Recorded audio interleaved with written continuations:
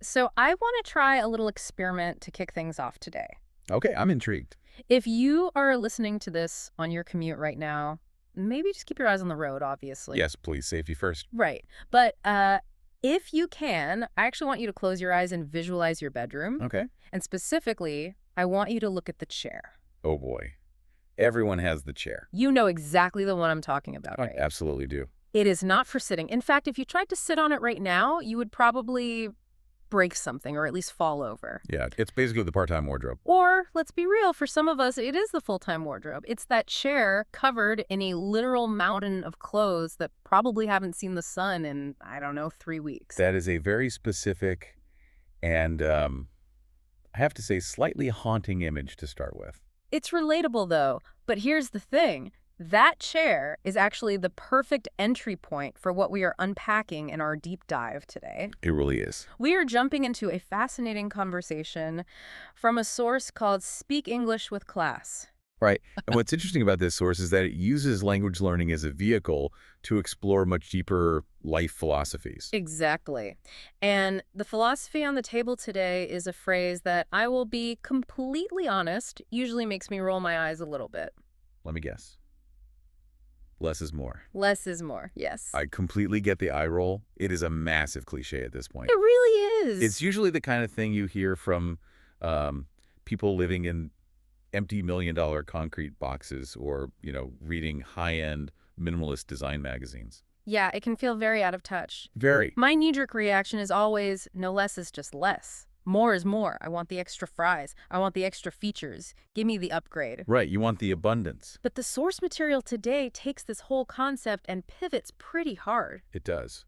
It argues that less is more isn't about design aesthetics or being trendy on social media. It's actually about energy physics. Energy physics. I love that framing. It posits that modern life feels incredibly heavy, not because we lack things, but because we are just carrying too much. Yeah, carrying too much. And the core argument here is that subtraction, not addition, is the actual secret to getting your energy and your peace back. Which brings us to the mission of this deep dive. Yeah. We are going to unpack why we feel so exhausted and how getting rid of things is the way out. And they start with a scenario that I think explains why we feel this heaviness better than any scientific paper ever could. They break down the morning overload. This was visceral. I think every single person listening will recognize this exact feeling. Oh, it hit me so hard.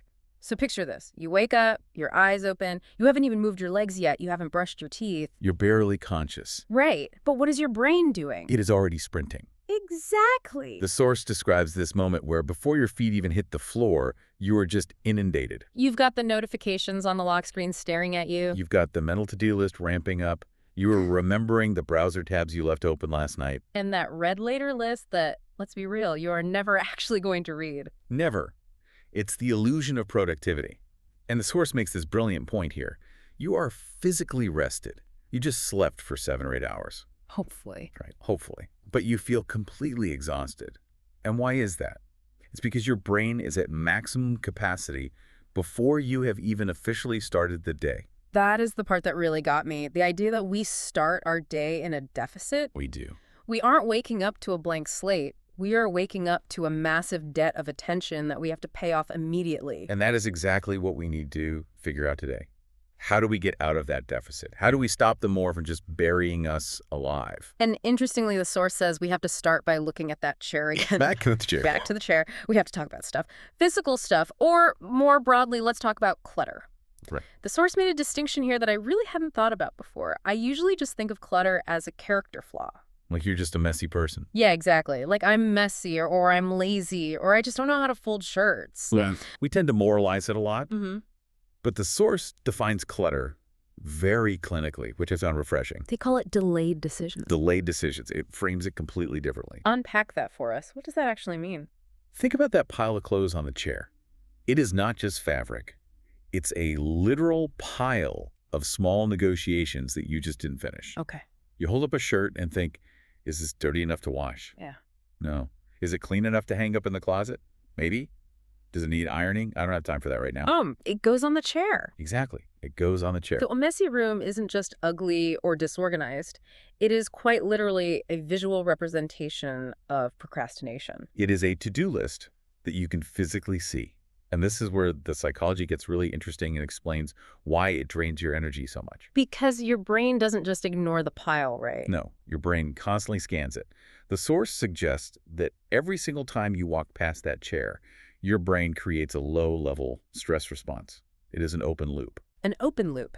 This is like the Zeigarnik effect, right? Right. Where your brain holds on to unfinished tasks way tighter than finished ones. That's exactly it. Your brain hates unresolved loops.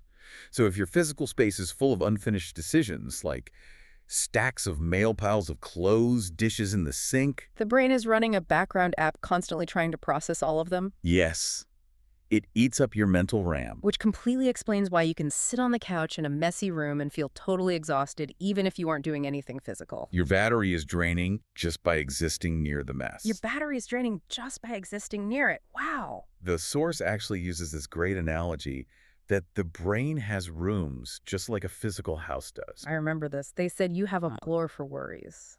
A table for notifications. And your chair for other people's problems. Right. And if the physical rooms around you are full, the mental rooms get clogged up too. You run out of space to process things. And that leads directly into what they call the paradox of choice.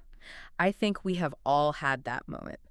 You are standing in front of a closet that is bursting at the seams. Bursting. You literally have to shove the hangers apart just to see anything in there.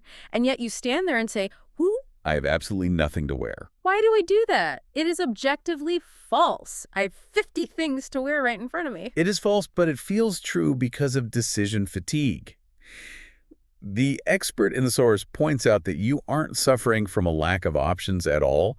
You are suffering from an overdose of options. An overdose of options. Every single morning becomes a series of micro-negotiations. Which shirt do I wear? Does it still fit? Does it match these shoes? Is it too wrinkled? And if you have 50 shirts in there, that is 50 micro decisions before you have even had your morning coffee. Exactly. By the time you actually get to work, you have spent 20% of your executive function for the day just getting dressed. That is why high performers often wear the exact same thing every single day. Steve Jobs with the turtleneck. Right. They are eliminating the decision entirely to save that mental energy for something that actually matters. Precisely. Okay, so if having too much stuff drains our battery and decision fatigue ruins our mornings, why do we keep buying so much stuff? I mean, I know the quick answer is consumerism, but that just feels like an academic buzzword. It does. I'm not buying things because I love the economy. I buy things because, well, it feels good. It feels good briefly. That is the catch. Yeah. The source breaks down consumerism not as some big economic system, but as a personal emotional reflex. It's emotional reflex. They describe it as a lifestyle where the answer to every single human emotion you experience is simply purchase. Bored. Buy something. Sad. Buy something. Even happy. I got a promotion. I should buy something to celebrate. It is the default setting for emotional regulation in modern society. But isn't there something real about retail therapy? I mean, Right. getting a package delivered to your door does give you a boost. I'm not going to sit here and deny that. Oh, it absolutely gives you a dopamine spike. The source is very clear on this reality. It is a chemical hit in your brain. Right. But it is the comparison trap that turns that quick hit into a vicious, draining cycle. They use a really relatable example with a smartphone. The phone example, yes. Your phone is totally fine. It works. Yeah. You are happy with it. You aren't even thinking about it. Then your friend sits down at dinner and puts the brand new model on the table. And suddenly my perfectly good phone looks like a relic from the Stone Age. Exactly.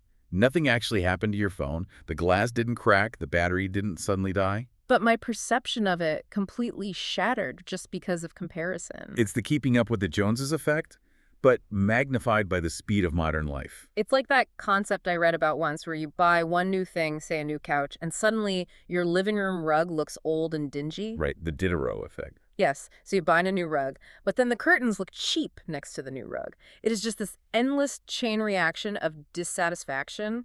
That's it exactly. And the source argues that this specific cycle, the spike, the crash, compare the repeat, that is the primary engine generating that heavy, exhausted feeling we talked about at the start. You are running on a treadmill that is set just slightly too fast for your legs to keep up with. Perfect way to put it. So how do we actually get off the treadmill? The source introduces this concept called the magic of subtraction, and they tell a specific story about a backpack experiment that I found partly inspiring and honestly partly terrifying. The 10-day trip with only one bag. One bag. And not a giant mountaineering trekking bag. A normal, everyday backpack. Now, I have to confess, I am a chronic overpacker. I pack for the apocalypse. You and millions of others. I need 3 different chargers, emergency snacks, rain gear for a desert vacation just in case. The just-in-case syndrome. The source actually touches on that. It is really just fear masquerading as preparedness. That is painfully accurate. So the speaker in the source commits to taking this one bag. And what I really appreciated was that they didn't claim it was instant zen and enlightenment. They admitted their first feeling was sheer panic. That initial nervousness is crucial to the whole story. They felt incredibly vulnerable. Because you start asking yourself all those hypothetical questions. What if I spill coffee on my one good shirt? Or what if I suddenly get invited to a formal gala event while I'm backpacking? Which, let's be honest, literally never happens. It absolutely never happens. But your brain treats the fear as if it's a certainty. But then around day 2 or day 3, the shift happened. Yes. They described this profound feeling of lightness settling in. They woke up, they put on the only clothes they had with them, and they just walked out the door. No decision, no mental negotiation.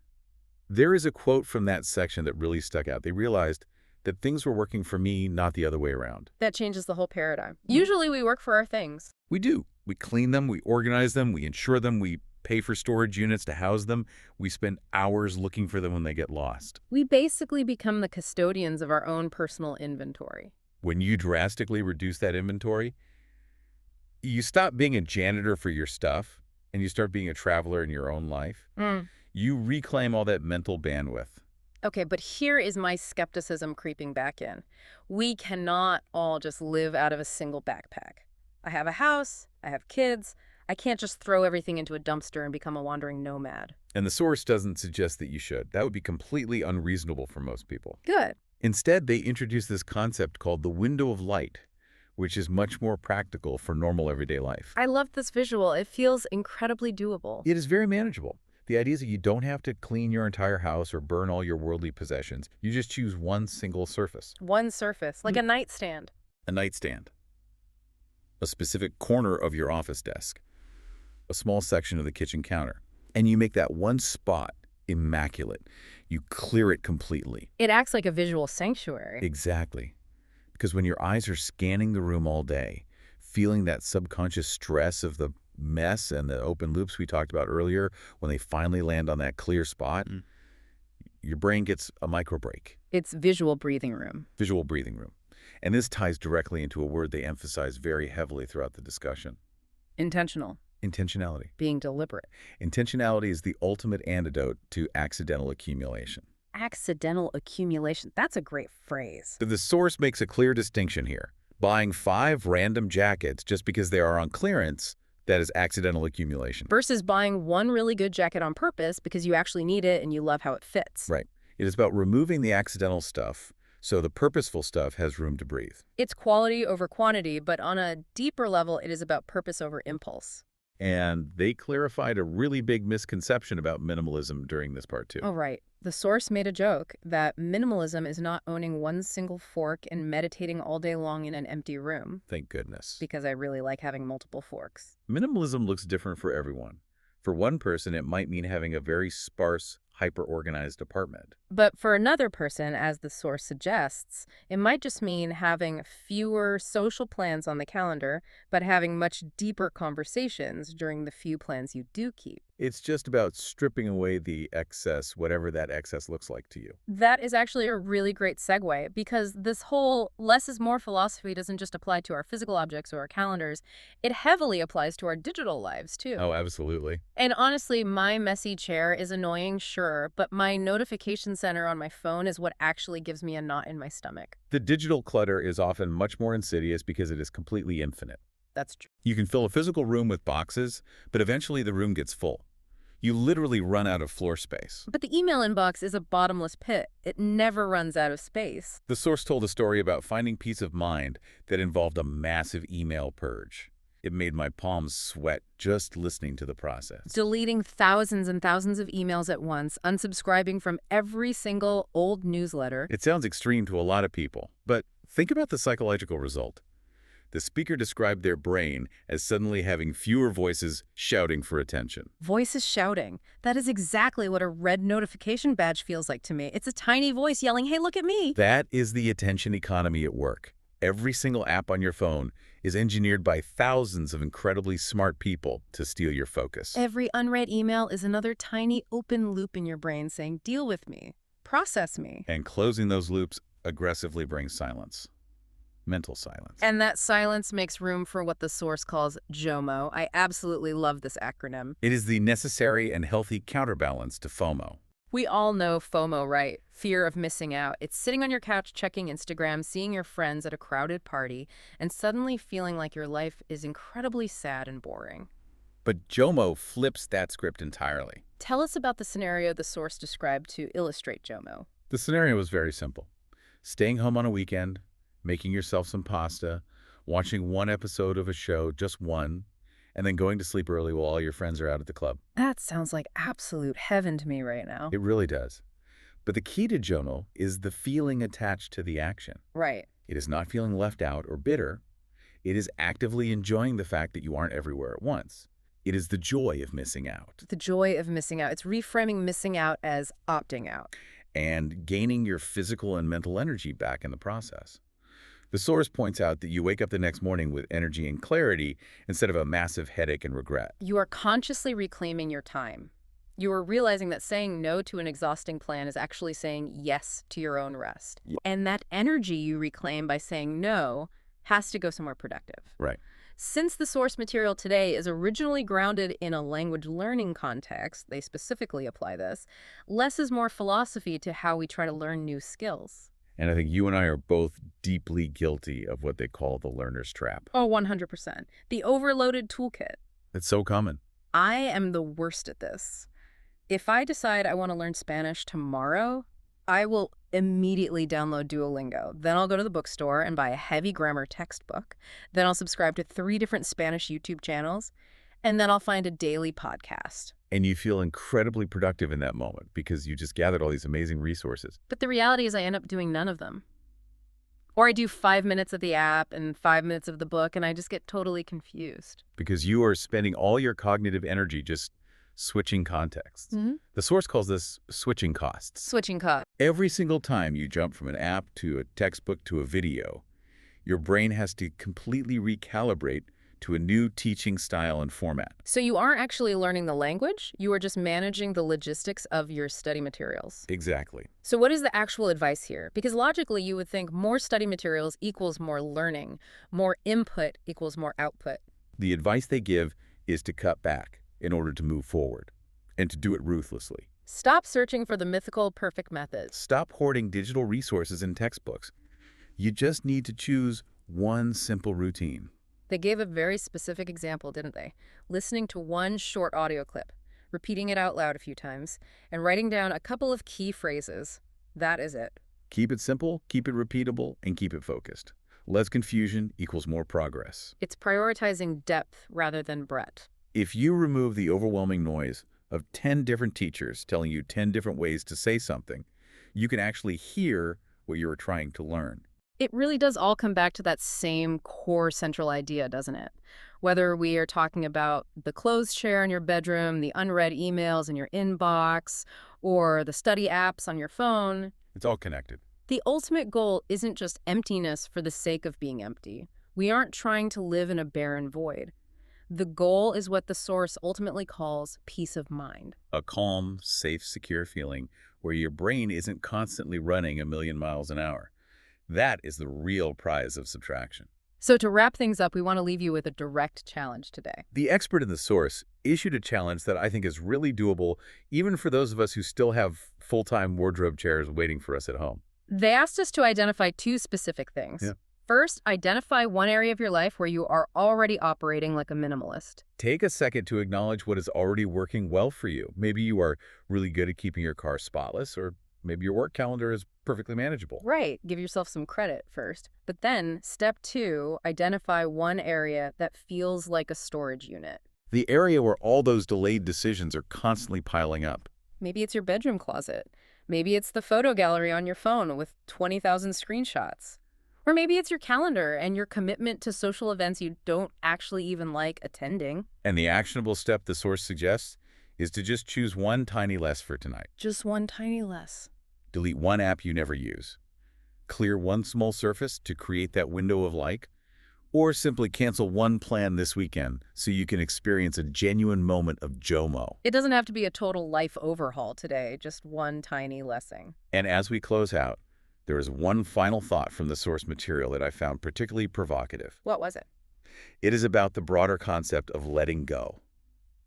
Usually when we talk about decluttering or letting go, we're talking about physical objects, throwing away the old torn shirt. Right, donating the old books. But the source suggests that to truly find that peace of mind, we also need to let go of old versions of ourselves. Oh, wow. That is deep. It is. Sometimes we keep things like heavy textbooks for a hobby we dropped 5 years ago, or clothes that perfectly fit a version of us from college because we are secretly holding on to an old identity. Or an old goal that just doesn't fit who we are anymore. Exactly. So the clutter isn't just physical stuff taking up space. It is past expectations weighing us down. So the question to mull over tonight is this. What could you release today, not just physically, but conceptually, to get your mental energy back? What old goal are you carrying around in your backpack that is just adding unnecessary weight? That is a big question to ponder. It really is. I'm definitely going to be thinking about that and looking at my chair very differently when I get home tonight. Hopefully we can all find a little more peace of mind by actively choosing a little less. Thanks for diving in with us today. We will catch you on the next deep dive.